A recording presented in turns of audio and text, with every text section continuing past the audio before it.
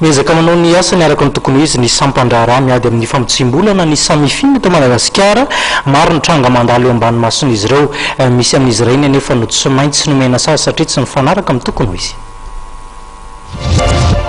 Rofango telo isanjato tamin'ny asan'ny samifina tamin'ny taona 2024 anty no nahavoasazy ireo voaroy tamin'izany. Tao anatin'ireo antota taratasy misy 30 no sahany sy nodiniany eo anivon'ny samifina na ny sampandrara miady amin'ny famotsimbola dia ny telo amin'izay antsy no nahavoasazy ireo voaroy. Isa izay azo lazaina fa kely dia kely tokoa raha mihoatra amin'ireo fitarainana sy antota taratasy voaray teo. Tsy ny isa no tokony jerena fa ny asa izay efa natomboka sy natao hatr'izay hoy ny italian'ity sampandrara ity.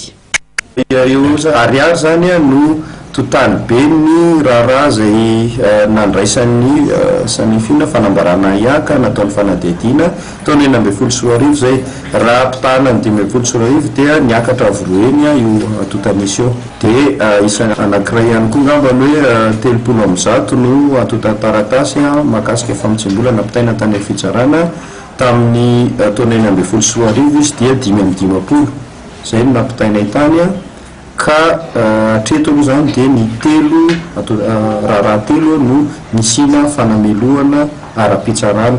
Ankoatran'izay moa dia na mbola eo mpanaovana fanadihadiana na enen'ny mpitsaram-panao famotorana na mbola miandry fotoam-pitsarana.